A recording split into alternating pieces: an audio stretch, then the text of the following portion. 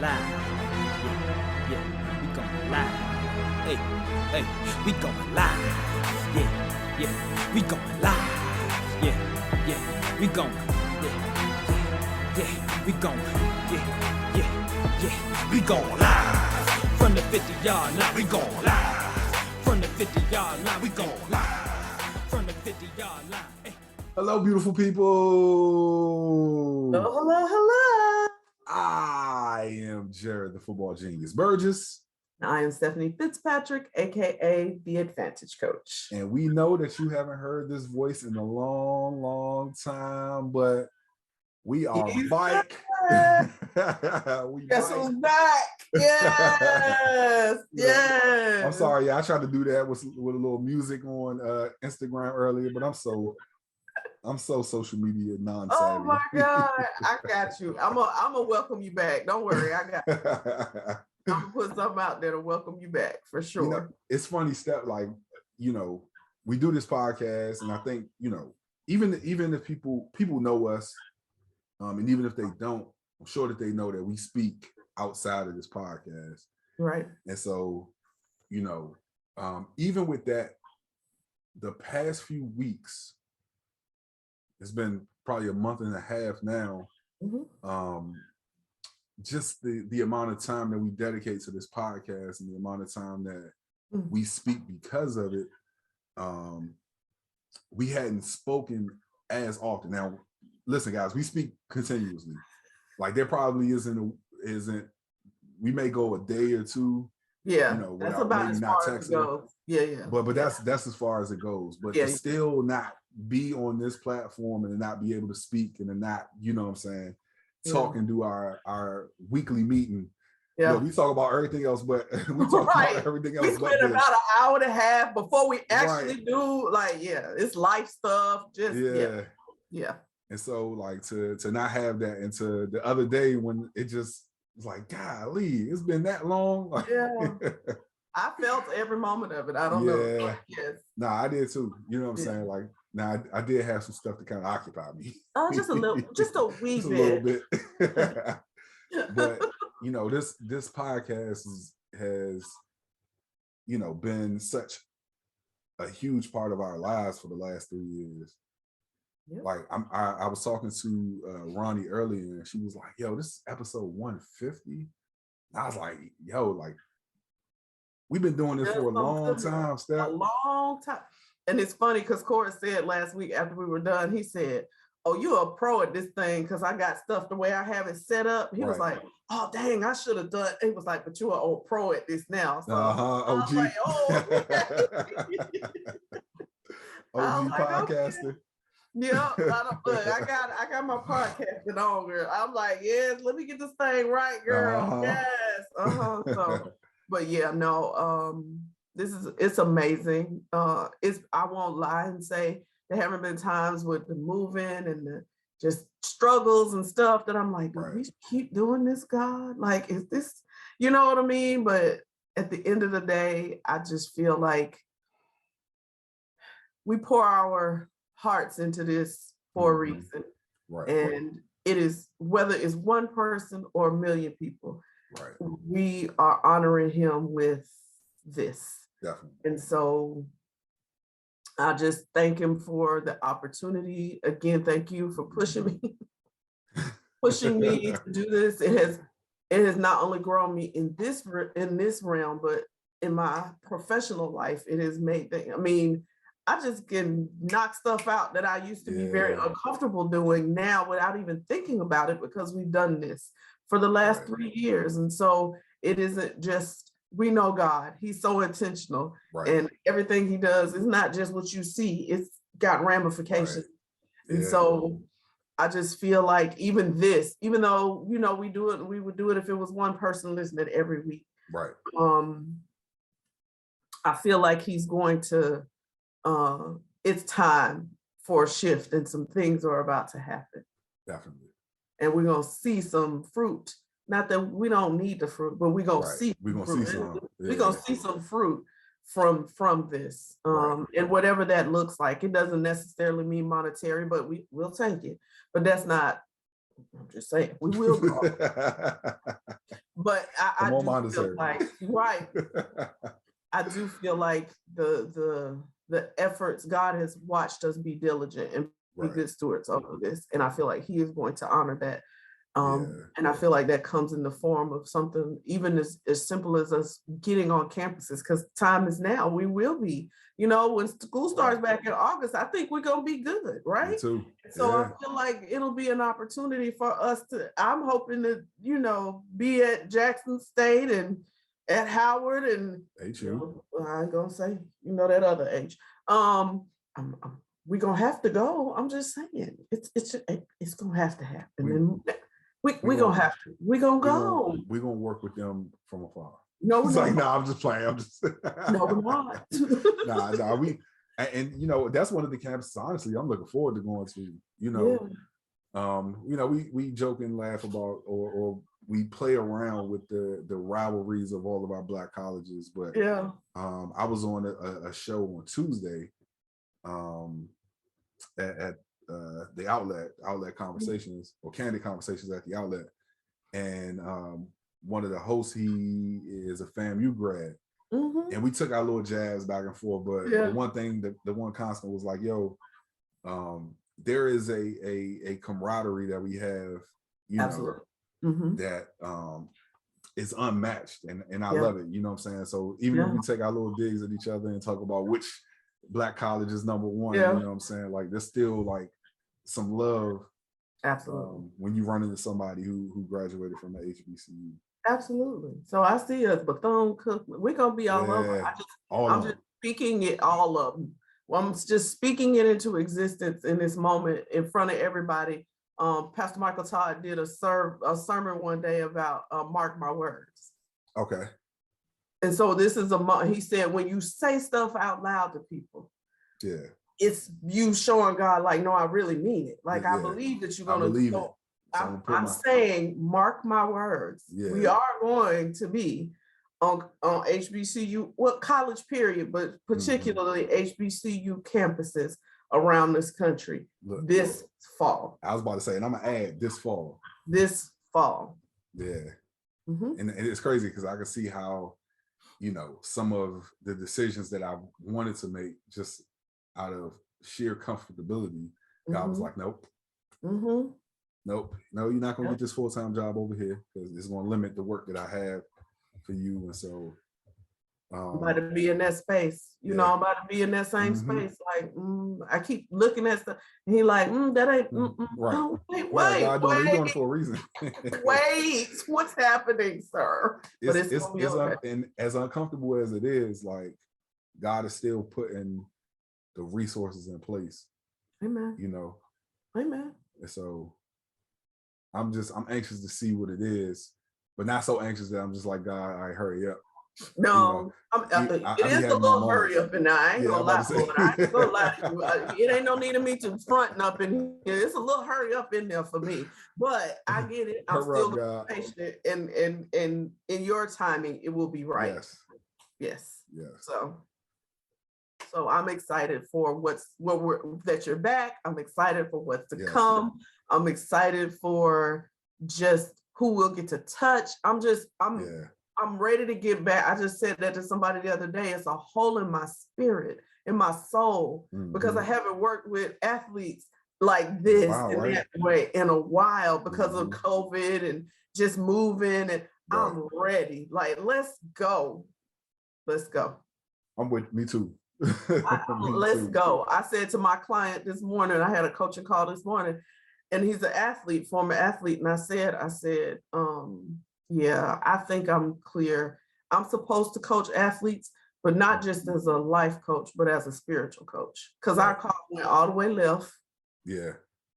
And it went into this, and he the words he used just brought peace to my spirit. He said, you are the way that you break things down from a spiritual standpoint, and the way that you make it sound, you're not being judgmental, you're not talking over people's heads, you're not doing any of that kind of thing. He said, it's like listening to your coach give a game plan.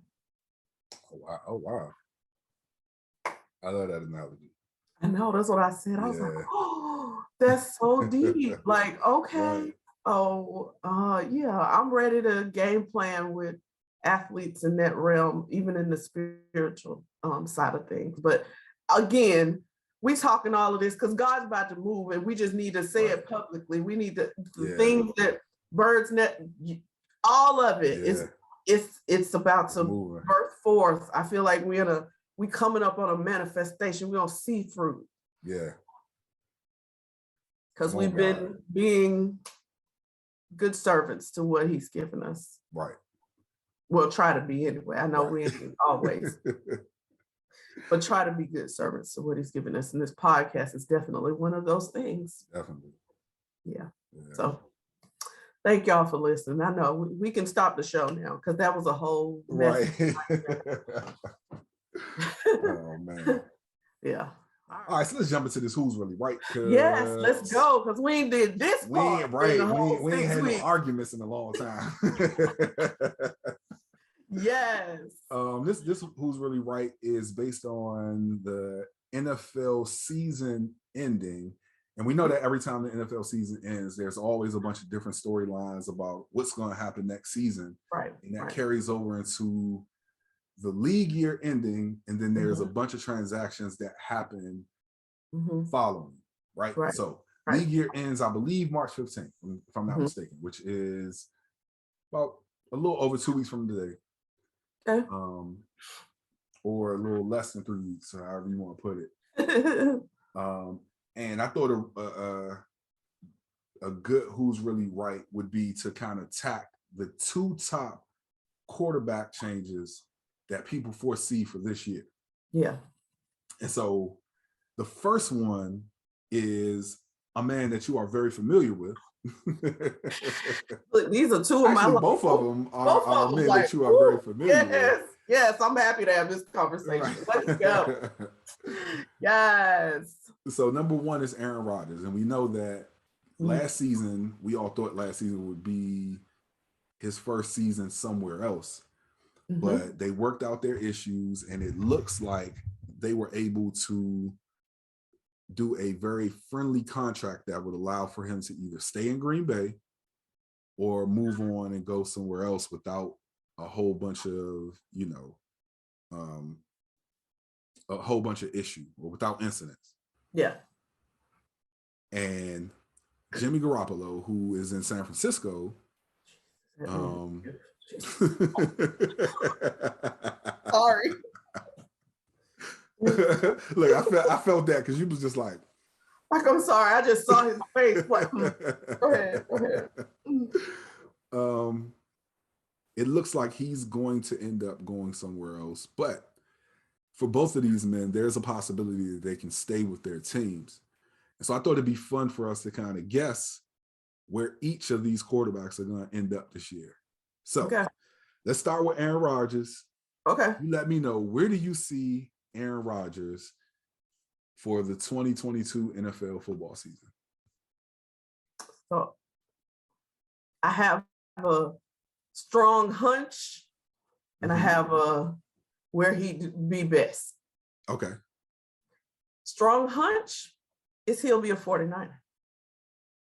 Ooh. Okay. Strong hunch. I did consider that one, but I felt like I'll talk about it when that's my goal. But I did consider that one, but strong hunch, I can see that. Hunch. That is the piece that is not getting them over the hump.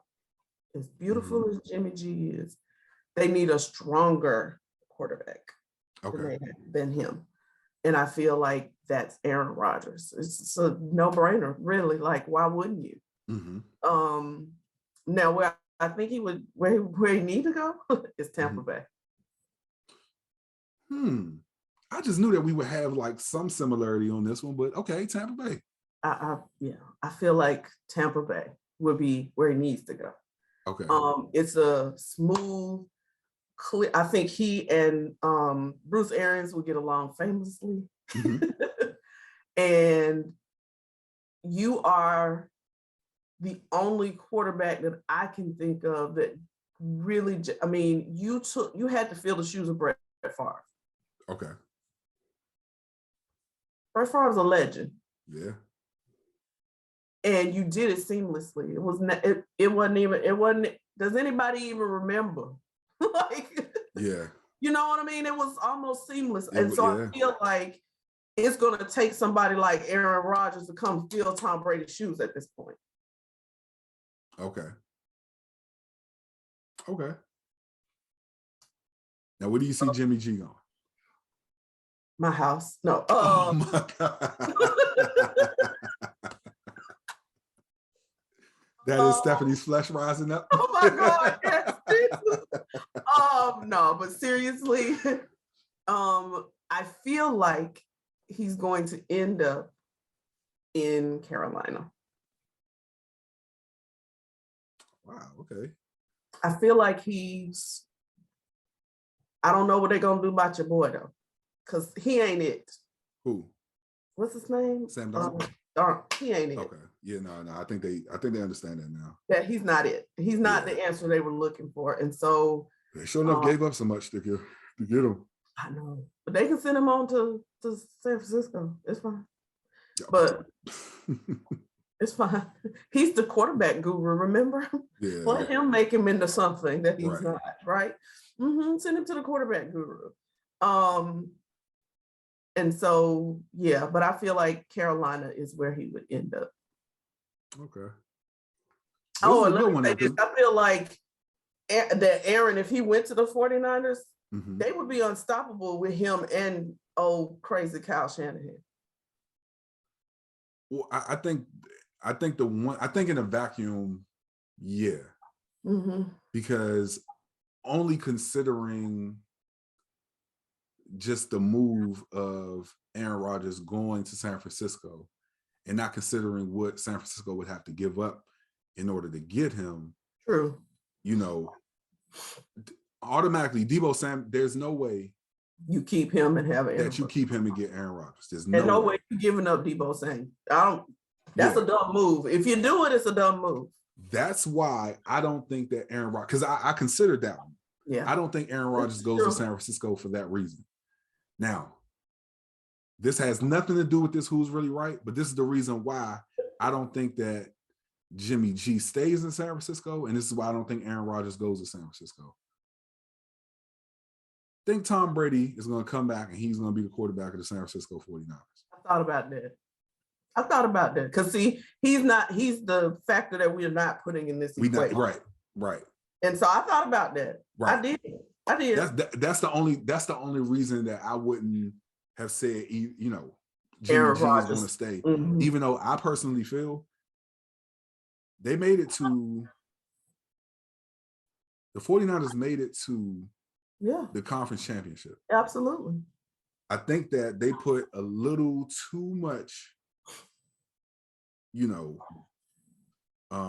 put a little too much of the woes of the offense on Jimmy G. Jimmy G is 31-14 as a starter, and that cannot be ignored.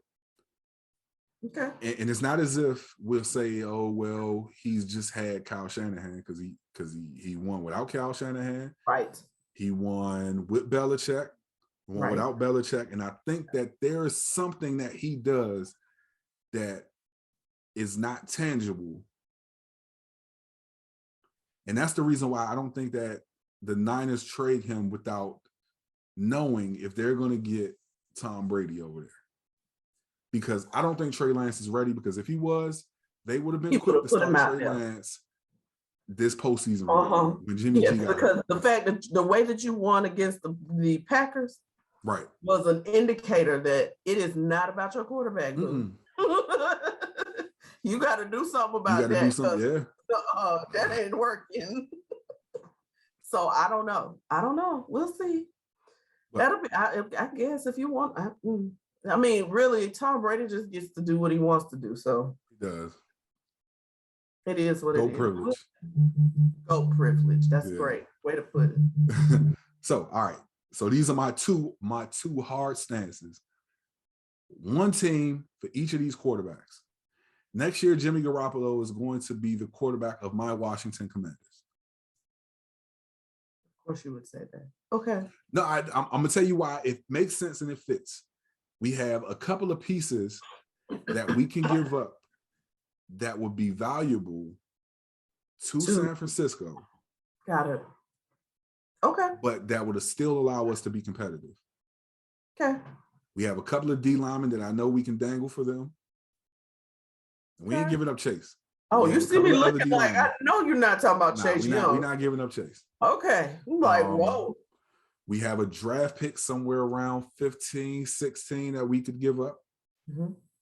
Because I do believe that it will probably take a first round pick from somebody to get Jimmy G. And we got a couple of receivers. Okay. Huh? He cute and all, but I don't understand that. But go ahead. But I think that we are trying to win with defense. We don't need to pay a whole bunch for a quarterback. So the cap hit of about $25 million is pretty good for us. It allows us to sign some other free agents. And I think that move probably makes the most sense for both parties. Now, Aaron Rodgers, peep this. Aaron Rodgers is going to Tennessee. Wait, what about your bromance? I didn't text you about that? No. What happened? Yes, No, I texted you during the game. And get him out of here. Your bromance Get him out of here. Romance is over. You don't sack a quarterback 9 times and lose the game.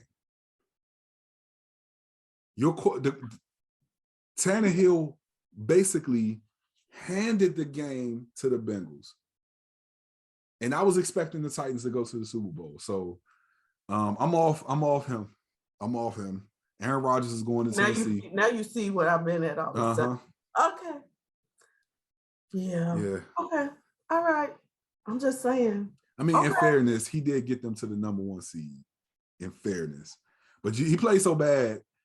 He played so bad during that first game in the divisional round that all the goodwill that he had earned, he flushed that down the toilet. So Aaron Rodgers to Tennessee. Oh, I just don't know, is that a big enough mark? I mean,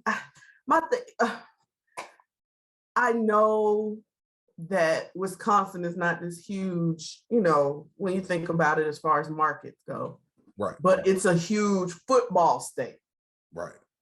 So while it might be small in size, it's huge in the reach.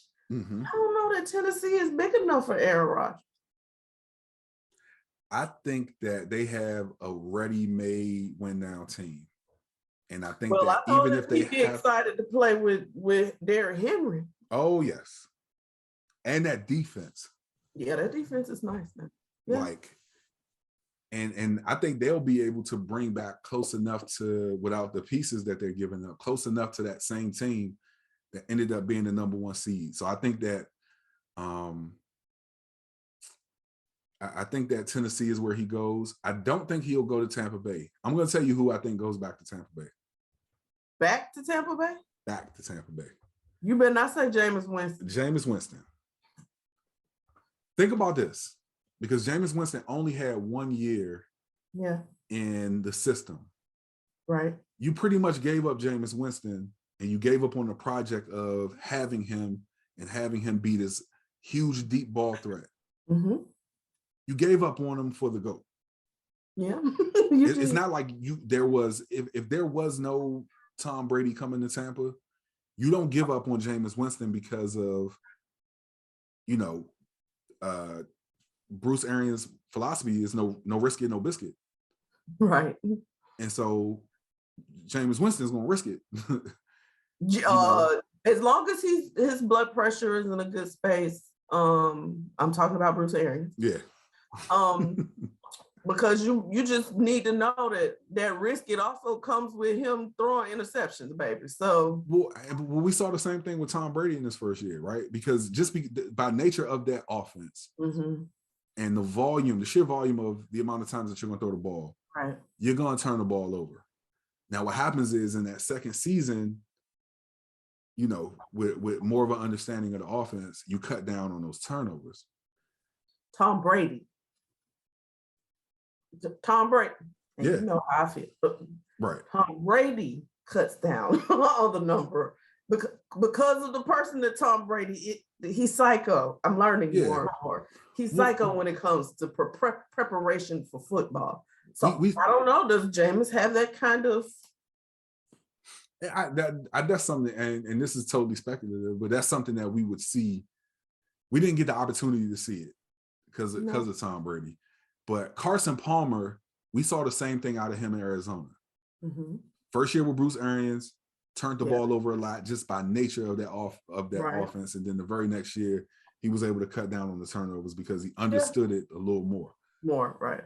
And so I think that is just a thing about that offense. Okay. Because even when you look to when Bruce Arians got to the Steelers, you know what I'm saying? Like Big Ben, first year with him, turned the ball over. God, Lord Jesus, yes. I was like, what is happening? Yeah.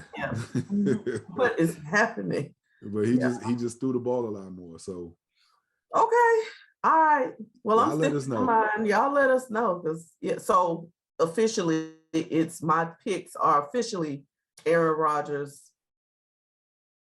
I want him to go to Tampa Bay. Yeah. I do. That's what I want him to do. And there's some purely selfish reasons in there as well. You say that as you move to Tampa? As I move to Tampa, right. But there's also I feel like possibly, I mean, your argument about what they'd have to give up makes sense, but I'm gonna stick with my guns. I'm gonna stay with it. So San Francisco for Aaron and Carolina for Jim. Yeah. And yours are Tennessee Washington for Aaron, Jimmy, and Tennessee. Washington for Jimmy. Okay. So y'all let us know who y'all think. Do y'all agree, or do y'all have your own dark horses, or where you think? Yeah, it's gonna be a bunch of opportunity, I feel, but we'll see. Because Matt Ryan and Russell Wilson still on the table. Like, what's gonna happen in Atlanta and in Seattle? That's true. Who's really right? Put the cameras on me, put the cameras on me, put the cameras on me, put the cameras on me, put the cameras on me, put the cameras on me, put the cameras on me, put the cameras on me.